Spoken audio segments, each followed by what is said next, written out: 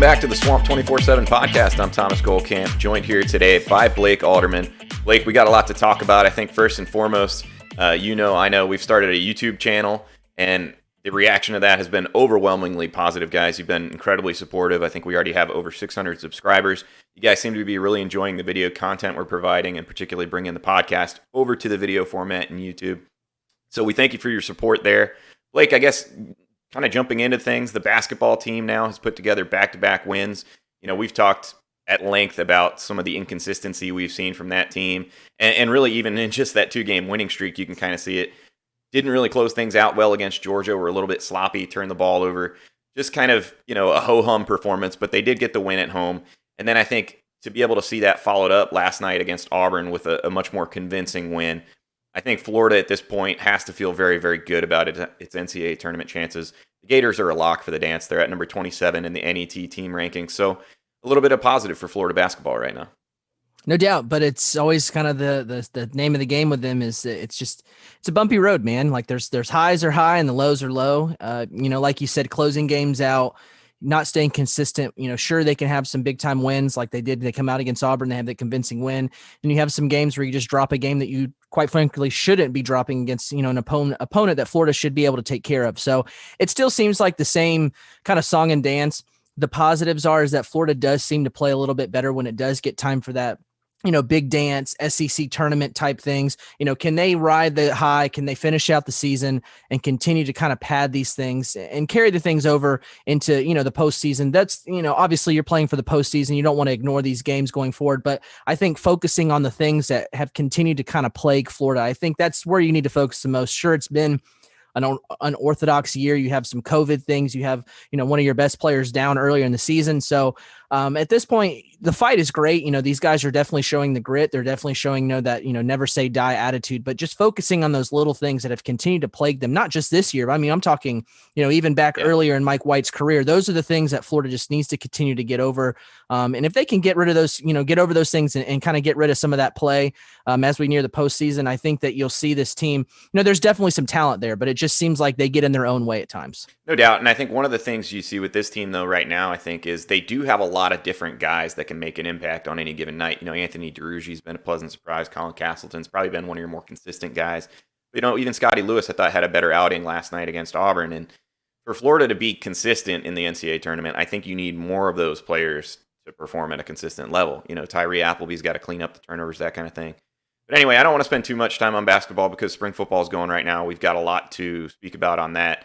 But I do think, like you said, Florida has a tendency to drop games that it shouldn't drop. And if you're talking about one of those games earlier in the season, that home loss against Kentucky was really ugly. And now Florida gets the chance to go on the road, play that Kentucky team again. You'd like to see Florida kind of figure out what it did wrong in that Kentucky game, where the matchups were maybe bad, and be able to adjust around that and start to put together a little bit more momentum heading into the postseason. But Blake, let's shift over to spring football. Florida's already had 3 practices. They had their first practice in full pads on Monday night, and I recorded a video after for the YouTube channel and talked about some of the early impressions that we've picked up. But I wanted to get your take a little bit more. Florida is going to have its 4th practice of the spring tonight. I think quarterback's a big question mark. I think it's probably too early to have any big takeaways. But are you surprised by anything that we've heard out of either players or coaches, or just, I know even we've hit behind the scenes a little bit with some of our sources to post some notes about anything, I guess really throwing it to the whole offense, about anything we've heard on offense so far? I don't know that there's necessarily anything that's been a big surprise. I think that you're going to see Florida kind of tailor their offense a little bit more that fits the Emory Jones, Anthony Richardson type of game, to where, you see a little bit more runs, you see a little bit more just things that fit their more athletic style compared to Kyle Trask, who's just that gunslinger that can, is really accurate with the ball and can fit things in spots to where not a lot of guys can do. I don't know if this is necessarily like earth shattering, but just the reports of DeMarcus Bowman really showing out. I don't think me sitting there saying that a former 5-star number 2 type of guy, playing well, I don't know if that's going to be a big surprise, but I think whenever you see a guy that is moving into a new offense, new setting, there's some question marks. You never know. Is this guy going to thrive in this type of system? And all things considered, it seems like he's definitely, just as good as advertised. He's strong, he's fast, he can do lots of things. And one of the things that was so surprising to me, and I kind of laughed when I saw it, was that wheel route that they had on the Instagram live video feeds of, where he caught that ball and was gone. It's funny because, just coming out of high school, I think he caught very few balls just because Lakeland's offense that they were a really run heavy team. So, I was sitting there, I think I said it on either one of our last podcasts or on something that we put together that, I didn't even think he was going to be a big time guy to catch the ball of the field. And, there he is getting that big catch on that wheel route and, showing that speed. So, overall, I don't know that we've seen enough, and obviously practicing in shells and in helmets and whatnot, and then putting on the pads are two different things. We've only had one practice in the pads that we've seen so far. So there's still things to see here, but overall, that's one thing that definitely caught my eye is that DeMarcus Bowman is still just as good as advertised. And we'll continue to see there. I think you can see some of the inconsistencies with Emory Jones and Anthony Richardson, but overall, they've thrown some good balls for sure, but I want to see those guys, continued to get better at that. They've shown that they can make throws, but then they've also showed that they can make some bad throws too. So, which isn't out of the ordinary when dealing with quarterbacks, but whenever you have a guy like Kyle Trask, and I'm not saying these guys have to be Kyle Trask. I don't think anyone expects him to be Kyle Trask. That's really hard with what he did last season. That's just, it's foolish to think that you're going to be able to do that. But you just want to see those guys take that next step because they have had inconsistencies in their game, especially through the air. Well, and that's the big question mark. Even out of high school, both guys, I think Emory Jones, I want to say his senior year, he was somewhere around a 60% passer. Anthony Richardson, that was kind of the book on him coming into Florida. He was going to have, some adjustments to make in terms of how he throws the football, that kind of thing. But that is the early reports, maybe a little bit errant as far as accuracy, something that needs to be worked on. But going back to a point you made, Bowman is obviously a huge focal point for fans this spring because of his former 5-star status. The elite breakaway speed, you talked about it. We saw it on that one Instagram clip. That's something that's definitely stood out. And Lorenzo Lingard's another guy that has really impressed early in the spring in terms of his breakaway ability. I think those two, from a speed standpoint, are simply on a different level than the rest of the backs. Now, how Florida finds, a way to balance the carries between those five and kind of fit things that way, we still don't really know. But I do think there's a point to be made for, like you said, it's very early on still. They're just getting into padded football. And when you're talking about an offense that's going to run the ball a lot, particularly using that zone read, some of those concepts, you're not going to get a great feel for it, I would say, even in spring ball. You're really going to need some live games to understand how these types of plays hit and which types of backs kind of get it naturally. You can get some of that in the 3 scrimmages that Florida will have. But, as far as us making, sweeping takeaways as far as how it's going to look, it's hard to do. Like you said, the Instagram Live, it's great. I'm glad that Florida's providing that for us, and it does give you some takeaways, but it's hard to take away too much. Blake, one thing that definitely I think has caught my eye just on the Instagram Lives and speaking to some sources within the program who have been at practice, the receivers are really standing out. And that was a group that we knew was going to have big shoes to fill. When you lose a Kyle Pitts, you lose a Kadarius Toney. I wanted to ask you about one guy in particular, and before I do that, I'll go ahead and say that Xavier Henderson is a guy that I've been told has really, really taken a step forward this spring. He's pretty much in that starting mix now of receivers that Florida's really going to be able to count on. He's really taken his game to the next level. But another guy who's really surprised, Blake, is true freshman early enrollee Dejon Reynolds. And I wanted to get your take on what he kind of was as a high school receiver, and then we can talk about what we've heard from him so far in Florida's spring practice. Well, sure. Whenever you think about him as a recruit, the unfortunate part of his senior year was that he did have that injury that kept him from playing his senior year. I want to say it was an ACL tear or something to that effect. It kept him from playing that senior year. And this is coming off of a junior year where I think he caught something like 88 balls or something like that. And that was before when he was at, I believe it was Central Gwinnett. He was there, and he eventually transferred to Grayson High School, wasn't able to play, like I said, due to the injury. But a guy that can catch, anything. You see a guy that gets 88 catches. Sure, he's not the fastest guy in the world, but he's got that size to what Florida really likes in the receivers. I'm not saying he's slow, but he's just not that speedy, electric type of guy to which you would see. You would be surprised when you see Xavier Henderson, how big he is, but also how quick he is. I don't know that Dejon Reynolds is that same type of mold. but he's one of those guys that's going to be able to box guys out. He's got the size, and he's got that dog in him that where he's going to try to attack the ball. He's going to try to compete. And I think those are the things you need to be when you're a freshman. You need to be confident in your own game. And he's always kind of shown that confidence, whether you're talking to him, whether you're seeing him play or even watching his film, he's got a lot of confidence in his game. And I think that's going to translate to that next level. Like I said, it was hard to get a good read on him from his senior year, because I do think a lot of guys make a big jump from junior year to senior year, especially whenever you go to a high school like Grayson High School, which has a lot of big time talent around him. And that's even just competing in practice against, guys that are going to be D1 type of players. Those guys were going to make him better as the year went along. So like I said, it was hard to get a good read on him from that senior year, just because of the fact that he wasn't able to play due to injury. But when you look back at that junior season and all the catches that he was able to get, he's just a reliable type of receiver. And sure, you may not need him to make those big dynamic plays to where he blows the top off of a defense. But if you have a guy that can move the sticks and you can rely on him to catch the ball, those are the type of guys that are going to get thrown into the fire early. And I think that's what he brings. And what stood out so far this spring is just his physicality. He's a very, very physical receiver. And I think when you talk about, some of the guys he's gone against, you can see that he's used to playing against high-level players. And I think he's a guy that certainly you watch, in terms of younger guys that could make a jump. He's one. And again, I go back to Xavier Henderson having a really good spring so far. Blake, let's talk about some of these other early enrollees, because I know that you'll have a better understanding of kind of what they are coming in. But Jason Marshall is a guy that we've talked about a lot on the podcast in the past. 5-star prospect at cornerback. He's a guy that both Mahmoud Diabate, got to say that right, and I got called out for it on the Swamp247 message board, so good on you guys for straightening me out. So Diabate and both Trey Dean, really had positive things to say about Jason Marshall. Can you once again just kind of walk us through, his game as a player? Elite in coverage. Very physical. When you look at some of the guys wide receiver wise that he went up against his senior year, playing in that Miami-Dade, area down there, playing the Miami Northwesterns, playing lots of talented teams down there. He was a guy that, he's sticky. He's very aggressive in his coverage.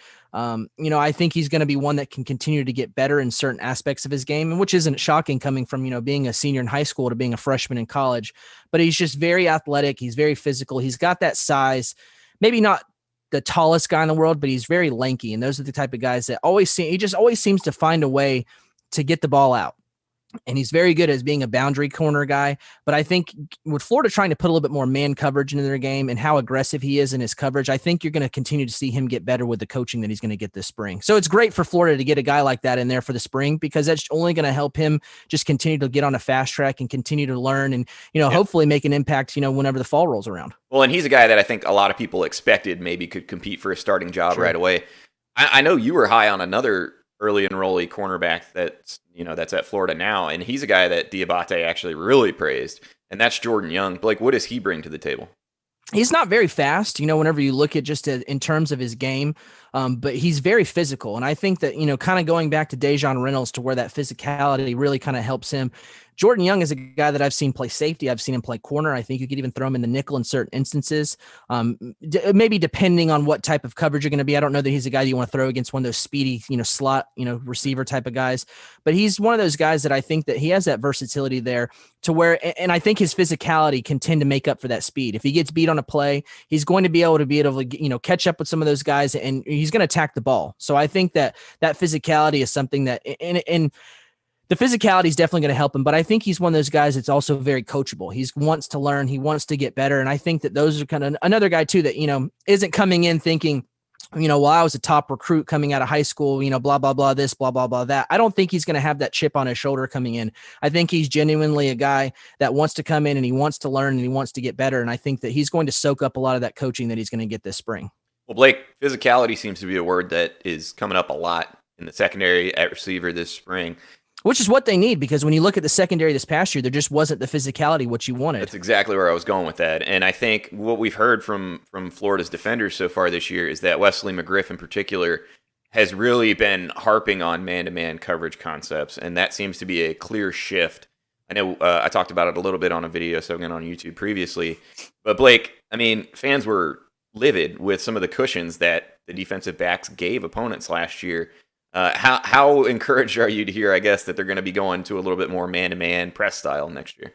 I'm happy for it. I'm happy to see that, because whenever you look at some of those things that they gave up, it's easy to, sure, an offense going against your defense may not be able to notice, right off the rip, that they're going to do this, they're going to do that. But whenever after a while you get into more into the game, when you start seeing those guys back up, that you're going to get that 5 yard. You can run a slant if, even on third and short, whatever, any type of down and distance. If you've got that short yardage, you knew that it was going to be fairly easy to pick up because, they're just giving 10 yards, 8 yards, something like that, for a receiver to make a move. So I think getting in there and being more physical, I think, is something that's really going to help Florida, just because, like I said, you just didn't see the physicality there in the defense. And I think a large part of that had to be with, you're already giving a guy, the advantage on the offensive side of the ball whenever you're going to play off so far. And I think that Florida, when you think of Florida's defense and you think of those defensive backs, you think of a really physical, guy that's going to attack the ball. He's going to try to pull the ball down. He's going to try to get the turnover on you. And you just didn't see that from Florida's defense last year. Yeah, no, there's no doubt that the Florida has to get more physical on the outside. And then I think, like you said, you want to see Florida make more plays on the ball. Well, guess what? It is sometimes more easy to make plays on the ball when you're in phase with a receiver running with him down the field rather than, trying to read the quarterback in his own coverage and then break on the football. We saw it a couple times last year where Florida did that successfully, but more often than not, receivers just had too much space. The ball gets out so much quicker these days.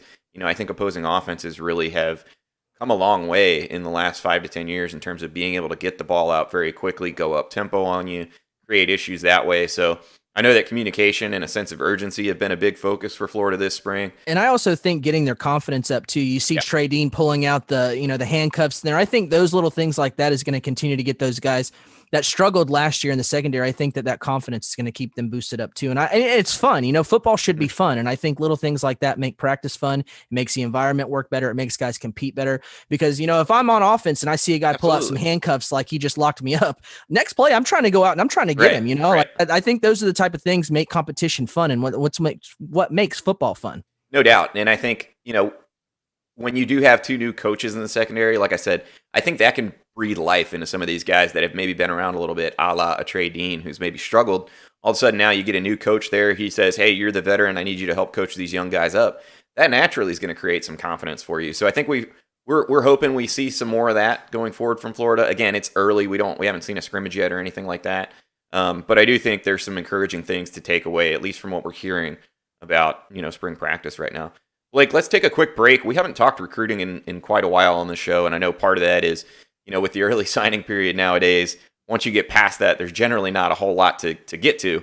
But I want to kind of set the board for the 2022 recruiting class now and just kind of evaluate from a scholarship standpoint what Florida has on the roster, where maybe some of the, the numbers needs are for the next class. And then I'd like to get your take on some of the new assistant coaches in terms of what you've heard on them in recruiting so far. So let's take a quick break. We'll be back right on the other side. Welcome back to the Swamp247 Podcast. I'm Thomas Goldkamp here with Blake Alderman. Blake, I wanted to get to talking about the 2022 recruiting class. You'd like to have a class where you can ideally recruit evenly across the board and not have a lot of positions where you're taking multiple guys because you have big class gaps. We haven't really seen that fully yet under Dan Mullen. When Dan Mullen arrived at Florida, they recruited a little bit light at defensive tackle and kind of have had to make up for that in the last 2 classes. The secondary that they inherited was very veteran, had a lot of guys that were veterans, and you saw that with 3 senior safeties departing this year. The last 2 classes, they've really signed a ton of defensive backs. But I think, Blake, Florida, from my end, seems to be getting to the place where they're a little bit more balanced in terms of not having to recruit scores of guys at any one particular position. No, I think you're absolutely right. And I think whenever you mention the defensive line and those guys in the secondary, you just seen them have to take so many guys over the last several cycles. And I don't know that you're necessarily going to see that so much anymore. I know we'll get into some of those, spots a little bit later on to where I think you'll see Florida try to take, maybe a little bit more than what you would normally think they would in a normal class. I think running back is definitely one of those ones that I think you could see Florida take 1 to 2 maybe guys there, depending on how the board goes. And I think a lot of that has to do whenever you've got 3 guys off the rip. You've got Malik Davis, you've got Damian Pierce, and you've got But those are the two. But Lorenzo Lingard was another one too, right? I was about to say, I knew there was another one I was forgetting. So you're going to have some of those guys that are getting to be more of those upperclassmen type of guys. So I think if Florida can swing a second running back, I think they would do that. But, for the most part, I think overall you're starting to see things starting to balance out a little bit more. You're not having to see guys, especially at defensive tackle where you take, 3 or 4 guys and then still have to take some guys out of the NCAA transfer portal. So I think at this point, you're starting to see things kind of balance out a little bit better, which is a great thing for Florida at this point. Well, Blake, I'm going to put you on the spot a little bit because running back is one of those positions where it seems like there's always like an elite guy in the state of Florida, a Lingard, a DeMarcus Bowman. Is there any guy in 2022 that jumps out as that type of prospect that Florida would be after? You mean in the state of Florida or just in general? Yeah. In the state of Florida, it's kind of a lower year when it comes to terms of running back this cycle, at least in the state of Florida, I guess I should say. Sure, there's a guy at IMG Academy in Katron Allen. I think he's a guy that is very talented. Florida is one of those schools that he continues to mention that is talking to him a lot. But I mean, he's not your typical Florida type of guy. And whenever you look at a guy from IMG, he's from Alabama originally, so you always have to worry about Alabama. Trying to get him to come back to the state of Florida. Even just kind of, I had to literally look right now to see some of those guys. I put you on the spot just there. Because it is kind of a lower year at running back because like you said, there usually is one of those guys, the highest rated guy that Florida has actually been recruiting out of the state of Florida is Terence Gibbs. He's a 4-star running back out of Winter Park High School. But last year, I think it was in probably the beginning part of fall camp, he had an ACL tear. I believe he actually tore the MCL and some other parts in there in the knee. So he's coming back from a pretty major injury. Florida has been recruiting him. He has some ties to Kewan Ratliff, who has a lot of ties to the Orlando area. So, he's familiar with Florida, but I think for the most part, that could definitely be a position where Florida has to go out of the state, and recruit some guys through there too. I think 2 guys that jump out more to me, maybe not necessarily looking in the state of Florida, is Damari Austin. He's a 4-star running back out of Woodward Academy there in Atlanta, Georgia. He's a guy that he hasn't come out and named any type of leaders or anything like that, but I think that Ohio State and Florida are the 2 schools that I just have heard him continue to mention a lot. Another guy too is Jamie Felix, out of Camden County. He's named Florida his leader for quite some time. I think Florida's okay with letting things play out. Maybe not pressing him to make a decision right now because he had an injury last year too. So his numbers were a little underwhelming. So I think they want to continue to kind of see more from him because he was a guy that was rated a lot higher, heading into that junior year. Injuries definitely hurt him there. But I think that, having a guy that's had Florida as your leader for quite some time, if you can pair him with another running back and you can get that being your second running back, I think that would be a good get for Florida too there. But, another guy too that, really kind of jumps out too that Florida just had on a Zoom virtual visit, not this past week, the week before on Sunday, was Omarion Hampton. He's coming out of North Carolina. He's talked to Greg Knox quite a bit. They get on FaceTime. He talks with Tim Brewster quite a bit. So the running back board overall is pretty deep. And I think that's where you're going to see them try to take 2 running backs because even though they've still had a lot of offers out, they're still sprinkling in some new offers here and there. So I think you're going to see them be pretty aggressive with trying to take some running backs. And I think, again, that factors back to the fact that Florida has quite a few of those upperclassmen type of guys on the roster. Good stuff. Well, Blake, any other positions on offense where you feel like Florida's needs to be aggressive in taking some numbers? I think offensive tackle is one that really jumps out to me to where they really need to be aggressive. And I think that's just from the simple fact that, Florida has recruited quite a bit of guys. Sure, they're not landing, maybe the Buku type of guys that you would want in a class. And, you kind of look back and you think of, what if, and Florida has taken some underwhelming guys. Even last year they had some guys that didn't find their way into the class, whenever signing day came around.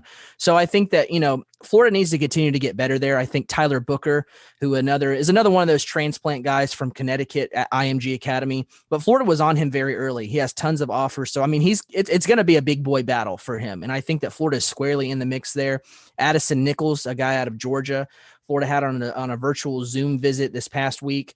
I believe it was Thursday or Friday, one of those 2 days that they had him on. So Florida's definitely ramped up their efforts there trying to recruit him. Julian Armella is a guy out of South Florida that Florida's been recruiting really hard at offensive tackle. I don't know that I could see him picking Florida today. I think that he's got quite a few options out of state. I think Miami is a factor in state as well, but I think, some of those schools out of state, LSU's, Clemson's, I think have his attention as well. Those are some guys that I think that Florida's really trying to make a move with too on the offensive tackle spot. Kashan Sapp as a guy out of Lee County down in South Georgia that they had on I believe he was on a virtual visit with Florida not this week, but the week before on Monday, and they've been recruiting him very hard as well too. So I think getting those guys that are those true offensive tackle types is what's going to help continue to get Florida better, because when you look at their offensive line, even guys like Stuart Reese, Jean Delance, those are some guys that you just haven't seen, some of those younger guys that have pressed, to get more playing time from those guys. And I don't know if that's just a fact if they're not ready or if Florida wants to go with some more veterans there. But I think getting some of those top tier type of guys, the offensive tackle, that are going to continue to press some of those veteran guys, I think continuing to raise the floor of that room is something that Florida really needs to do. No doubt. I mean, you look at some of the guys that Florida's brought in. I think Michael Tarquin's a guy that obviously they brought him in as kind of a tackle prospect. But I mean, Josh Braun was a guy that out of high school we thought could definitely play tackle. And, because Florida likes to get their best five on the field, Braun, from a physical standpoint, is better than some of the interior linemen that they brought in. So he's a starting guard right now, and that's one of your top tackle prospects. So I'm with you on that. Like Florida, I would like to see them recruit more true tackle types. And, I say that, John Hevesy has a pretty good track record of putting together successful offensive lines. Sure. Having said that, Florida hasn't really been great on the O-line the last 2 years. So I'm with you there. I'd like to see Florida do more in terms of offensive tackle. But I look at the numbers in terms of scholarships, and Florida needs probably minimum 3 guys, but probably more in the 4, maybe even 5 range this cycle. Blake, let's flip over to defense. I know the defensive line's been a spot, kind of a sore subject for Florida fans after they took just one interior lineman in 2018 and 2019. They've done a much better job the last few cycles, signing, Jervon Dexter, Lamar Goods, and Jalen Lee in 2019. And then following that up with, Christopher Thomas, Desmond Watson, 2 guys that have a lot of potential physical upside inside at tackle. When I look at the roster right now, though, after 2 years of having seemingly way too many buck types, the way that Florida shifted some guys around defensively with Diabate moving over to middle linebacker, David Reese playing a lot more linebacker now than maybe on the edge. From a number standpoint, I think Florida actually is going to need a couple bucks in this class. Yeah, maybe one, depending on who the guy is, if you can get an elite type of guy, because there are some really good weak side defensive ends in the state of Florida for the 22 class. You've got a guy like Marvin Jones down in South Florida, Kenyatta Jackson, another guy down in South Florida. I don't know, Florida's definitely being aggressive recruiting those guys. I think that they still have a ways to go, because I think that if they had to pick today, I don't know that it would be Florida for either one of those guys. That doesn't mean much, because those guys aren't making a decision right now. They're still fair game. There's still a lot of recruiting to go there.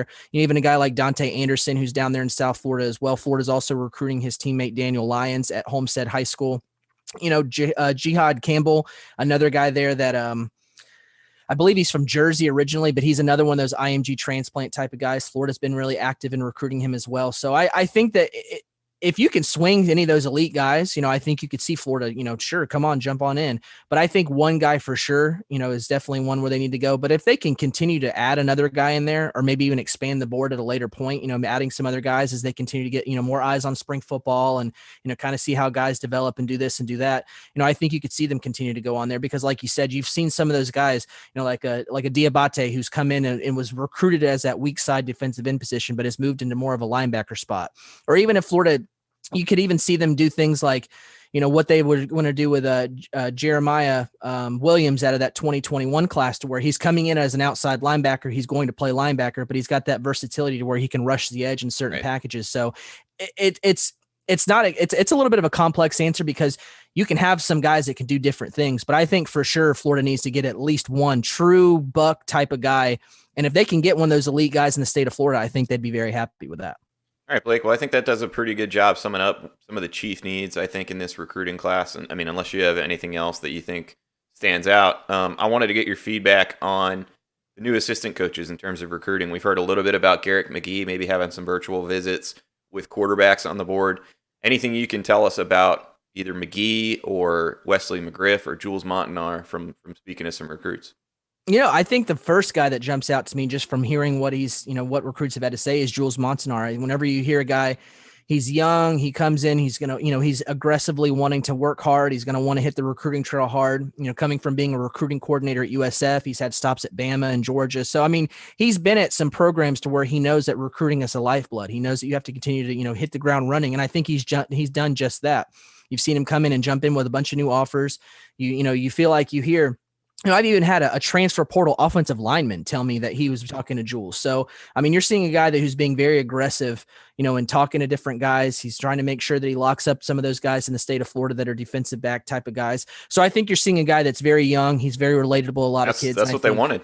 And that's what the staff needed. You needed some guys that are going to be, aggressively trying to recruit, not just calling a guy here and there and, checking in every once in a while. He's a guy that's going to check in on you. If not every day, every other day, he's going to, get you on a Zoom call. He's going to want to talk film with you. He's going to want to do different things. So, even a FaceTime call, which is, could be pretty casual, but it's just a chance for you to get to put eyes on him. So I think that that's one of the more encouraging things, that he's very aggressive with it. And even Garrick McGee, you've seen him get hired. He's extended out a bunch of new offers for Florida. I think 3 new quarterback offers for Florida that were put out by him. He's done a lot of Zoom calls with guys like Nick Evers. He did one this past week with Cade Klubnik out of Texas. And Florida's actually going to be having him on a virtual visit on Wednesday evening, this evening, with the whole staff, to get him to show everything around campus and get him a better feel, just because the dead period that's been going on, it's keeping guys from visiting campus. So even Sam Horn is another guy that he offered. I feel like Missouri is probably the team to watch for Horn at this point. We'll see if anything shakes out down the road. But, Nick Evers and Cade Klubnik are 2 guys that McGee has been talking to, if not every other day, every day. And I feel like every time I ask those guys, hey, is Florida set up a virtual visit with you? No, but I'm having a Zoom call with McGee tonight. So, he's not only talking to these kids, he's getting their parents on a Zoom call. So he's definitely – he seems like more of a relationship builder. Not to say that Jules isn't one of those guys that's not a relationship builder, but I think he's more aggressive with his recruiting. But I think Garrick McGee is one of those guys that's really going to work hard to get to know you, your family, different things, what makes you tick, what can make you come to Gainesville. And I think that's really encouraging there. And even Wesley McGriff, I don't know that he's going to come in and he's going to be this really big dog on the recruiting trail, but for the most part, talking to a lot of kids, they've seemed like he's very relatable, even if he is an older guy. He's kind of laid back. He's, kind of that cool uncle that, I've had one guy mention that to me too, but he also seems very knowledgeable of the game, to where guys feel comfortable. If I go to Florida, I think that he can coach me up and he can put me in a spot to be successful and get me to the next level. And I think whenever you lean on having a lot of that SEC experience, having a lot of that, NFL type of coaching experience, I think that that's something that you can sell to a lot of these guys. And I think that's where his bread and butter is going to be. Well, I appreciate the update, Blake. I know everybody's kind of excited to hear how those hires go. And from my standpoint, I think, when you hear about a guy like Montanar just being constantly on it, I think that's what Florida's been missing a little bit. C. Rob's obviously a guy that has done that. And I think Christian Robinson obviously couples that with the personality to really connect with families. But I think with McGee too, like you talked about, being a relationship builder, to me, that's what you want in a quarterbacks coach, at least in terms of recruiting quarterbacks. Now, Brian Johnson was kind of an outlier in the fact that not only was he good at recruiting quarterbacks, but he could connect with anybody. That was always going to be hard to replace, but I think when you're recruiting that quarterback position, that's such a unique spot in terms of you really are the guy or not the guy for 3 to 4 years, and you need coaches that can coach you up on that process and recruit you basically to for Dan Mullen's system to be patient. And so to hear that McGee is a relationship builder, I think is a good thing for Florida. But I think he's going to be a guy too that, he's going to start offering guys, when they're younger, and those relationships are going to start dating back. Sure, he's a little bit against the grain right now, just because the fact that he has to offer guys that are in this cycle now. But I think as he continues to watch film and kind of get things out of the way, I wouldn't be surprised if he starts offering some of the younger guys to where he can continue to build those relationships very young. And then, by the time they're juniors and seniors, they're very strong. Yeah, no doubt. And I think having Dan Mullen, obviously, on the offensive staff, that's Sure. going to help things a little bit. He's always going to be there to sell his expertise in training quarterbacks. So you'd think McGee would have a pretty easy job recruiting those quarterbacks going forward. But Blake, I don't want to take up too much time. We like to keep this show kind of short and to the point, especially for those viewers on YouTube that might be listening to us for the first time. We really try to keep our podcast to 30 minutes, hit on the issues we want to talk about, and move forward. So one last thing before we go, Blake, I wanted to plug our Swamp247.com VIP promo that we have going on right now. Because CBS All Access, which is included with the 24/7 Sports subscription, where you can get all of our insider Florida football news, Florida basketball news, any nuggets that we have from closed scrimmages or closed practices this spring, you can get all that with a Swamp247.com membership. And included with that is CBS All Access. Well, CBS All Access is going to be turning into Paramount Plus, and obviously that platform, starting on March 4th, is going to become kind of a new streaming service, and we're really excited about it. It's got a lot of cool offerings. If you've got kids, it's got a bunch of SpongeBob. If you're a Trek nerd, a Star Trek nerd, we've got a lot of cool shows on there that you'll have access to. So right now, the VIP special that we're running on swamp247.com is 50% off for an annual VIP subscription, meaning you would pay just $4.50 a month for a year-long subscription to swamp247.com. That gets you not only all of Blake and my coverage, but Bob Redmond's coverage, all of our insider recruiting updates, all our insider football recruiting updates, or football updates from spring practice for just $4.50 a month. The CBS All Access alone is worth $100 a year. So you're getting a really good deal. If you want to take advantage of that, you've got until March 4th when Paramount Plus launches, and it'll grandfather you into all that. $4.50 a month. Go check the site, swamp247.com. You'll find details there. But Blake, that's going to do it for us today. One last thing I wanted to do is, again, thank you guys so much for all the support on the YouTube channel so far. It's been absolutely phenomenal. Over 600 subscribers in like a week and a half. So if you like this video, if you like the podcast being on YouTube, want it to continue to be on YouTube, just hit the like button and be sure to subscribe to the channel. That'll do it for us today, guys. Thanks for tuning in.